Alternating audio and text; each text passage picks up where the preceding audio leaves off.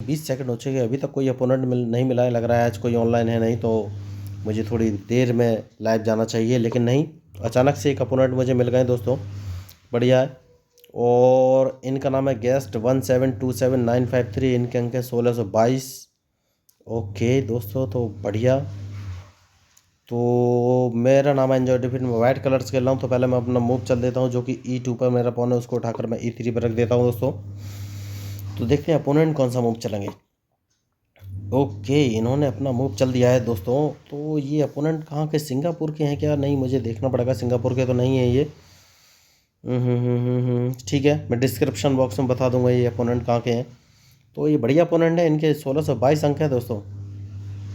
तो कोई बात नहीं, मैं अपना मूव चल देता हूँ। तो इनिशियली मूव मेरे फिक्स है दोस्तों, मैं A2 वाले पॉन को उठा के A3 पे रखूँगा और इनके मूव का इंतजार करूँगा। मुझे लग रहा है ये ओके, इन्होंने नाइट चला है।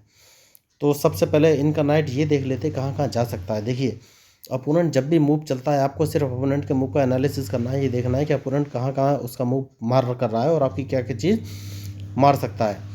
तो यही मेरी स्ट्रेटजी है और मैं आप लोगों को भी बोलता हूँ, और इसीलिए मैं कमेंट्री भी कर रहा हूँ कि आप लोगों को समझ सके कि एक चेस प्लेयर के दिमाग में क्या चलता है।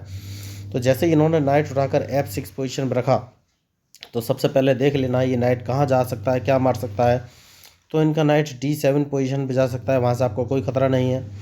या E4 पोजीशन पे आ सकता है, यहाँ से खतरा है लेकिन कम है। या फिर H5 पोजीशन पे जा सकता है, वहाँ से भी खतरा है लेकिन कम है। लेकिन सबसे ज़्यादा खतरा है आपको G4 पोजीशन से, तो G4 पोजीशन को मैं लॉक कर दूंगा और H2 वाले पॉन को उठाकर S3 पे कर दिया है मैंने। ओके, तो इन्होंने दूसरा भी मूव चल दिया है और इन्होंने C7 वाले पॉन को उठाकर C5 पे रखा है। कोई बात नहीं, मैं एक काम करूँगा, जो आपको इनको चेक दे दें क्या। मुझे थोड़ा सा सोचना पड़ेगा। ठीक है, मैं एक काम कर सकता हूँ दोस्तों। तो जो आपको C2 पे मेरा पॉन दिख रहा है, उसको मैं C3 पे रख दूंगा। तो उसके पीछे का रीज़न ये है कि मैं इनको चेक दे सकता तो हूँ, देना है कि नहीं ये मुझे सोचना है। ठीक है, तो इन्होंने दूसरा मूव भी चल दिया है और उन्होंने E7 वाले पॉन को उठाकर E5 पोजीशन पर रख दिया है।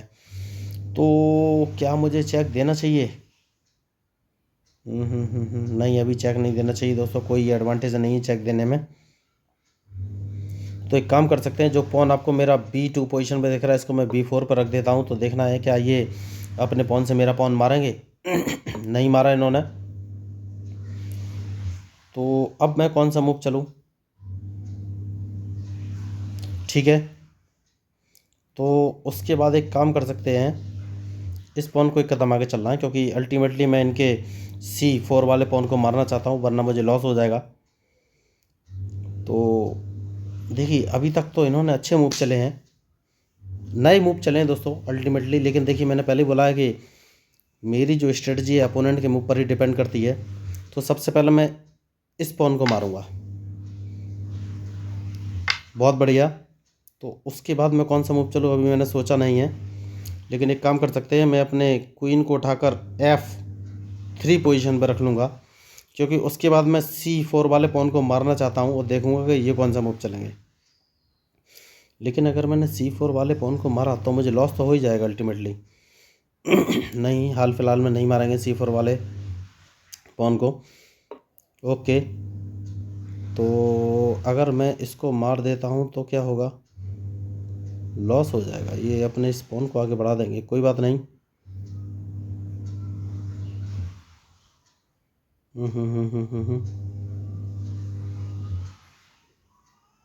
ठीक है दोस्तों, तो मैं एक काम करूँगा, जो मेरा G2 वाला पॉन है उसको मैं उठाकर G4 पर रख दूंगा, क्योंकि इनके इस नाइट को मैं यहाँ से हटाना चाहता हूँ। तो देखना ये है कि अब ये मूव कौन सा चलेंगे। तो बढ़िया मैच चल रहा है। ओके, तो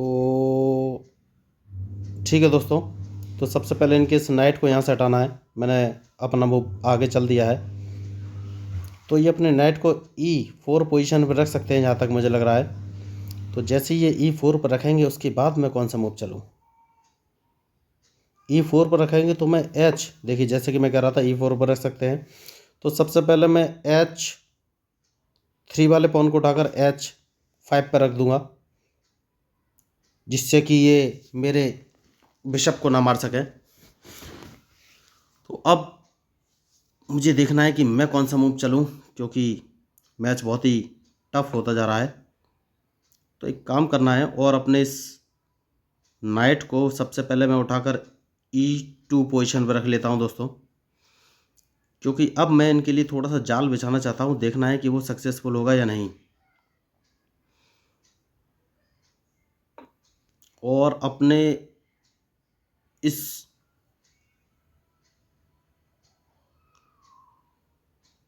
रूक को उठाकर इस पोजीशन में रखना है। तो देखिए मैच इंटरेस्टिंग है और डिपेंड करेगा इनके मूव पर कि ये कौन सा मूव चलेंगे। तो बढ़िया मैच चल रहा है, लेकिन स्थिति तो खतरनाक है, तो मुझे बहुत सोचना पड़ेगा दोस्तों। तो सबसे पहले एक काम करेंगे दोस्तों, और ये क्या मुझे कहीं से चेक पड़ रही है? नहीं, कहीं से चेक नहीं पड़ रही, कोई दिक्कत नहीं है। इस पॉन को मार देना है सबसे पहले। अब देखना ये कौन सा मूव चलेंगे। तो इस पॉन को मार देना है सबसे पहले। तो अब ये कौन सा मूव चलेंगे, उसके बाद ही मैं आगे कोई मूव चलूँगा दोस्तों। तो बढ़िया मैच चल रहा है। ये अपने रूक को उठाकर E8 पोजीशन पर रख सकते हैं, जहाँ तक मुझे लग रहा है। तो अगर ये रूक को नहीं, इन्होंने नाइट को चला है, तो सबसे पहले मुझे एक काम करना है, और वो काम ये है कि अपने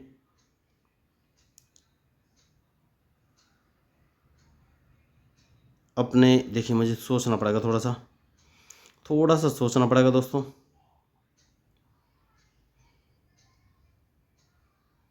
ठीक है, मैं अपने क्वीन को उठा के इस पोजीशन पर रख देता हूँ। अब देखना है कि ये कौन सा मूव चलेंगे। देखिए मैंने पहले कहा है, मैच में जो गलती करेगा वही हारेगा दोस्तों। तो इनके मूव के ऊपर ही मेरा मूव डिपेंड करेगा।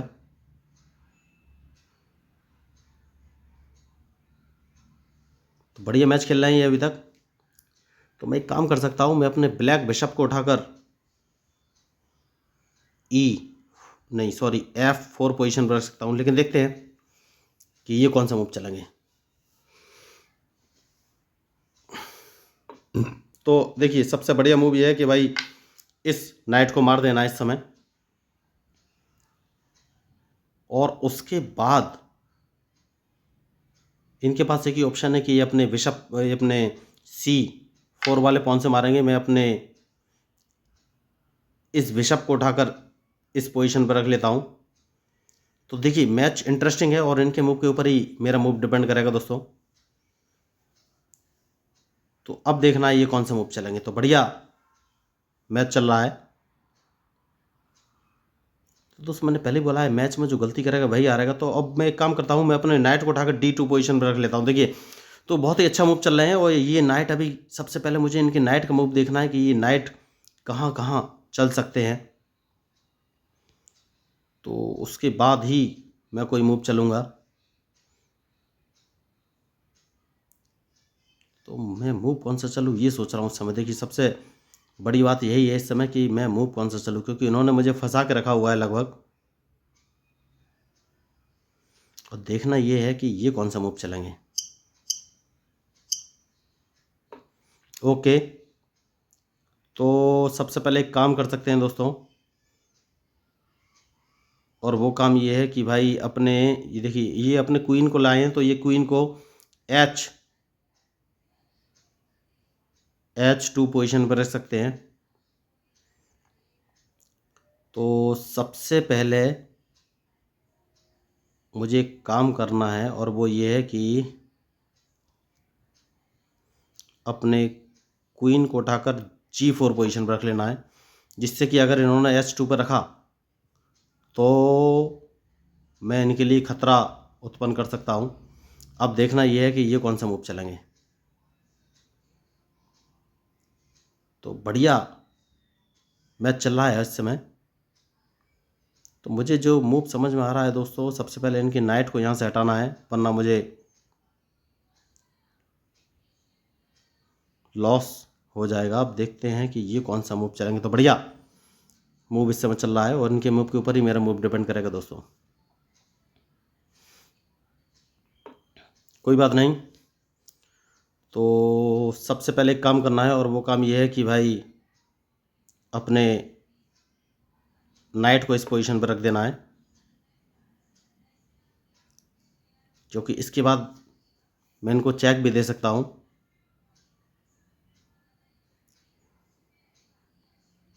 तो चेक कहाँ से देना है ये मुझे थोड़ा सा सोचना है दोस्तों।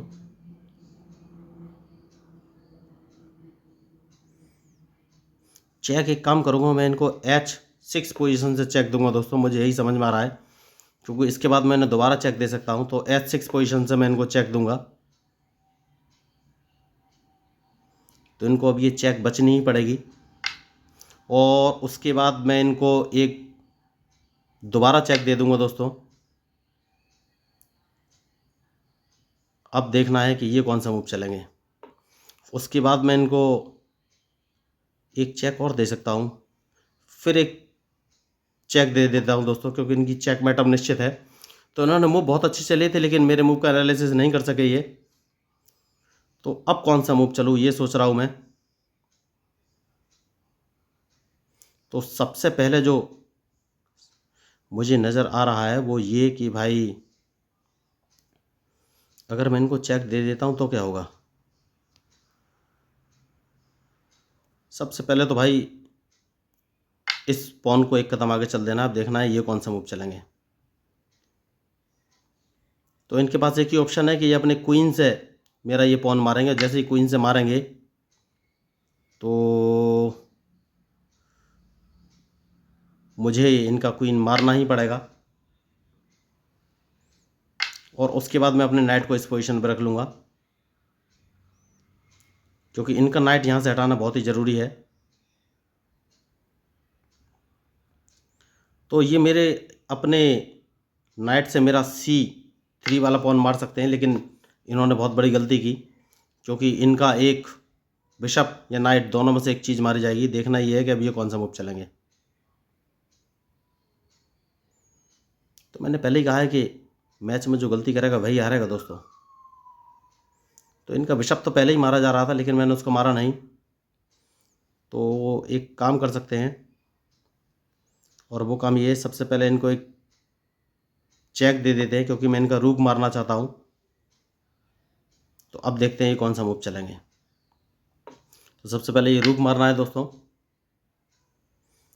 और जैसे ही रूक मारेंगे मैं इनका ये नाइट मार दूंगा।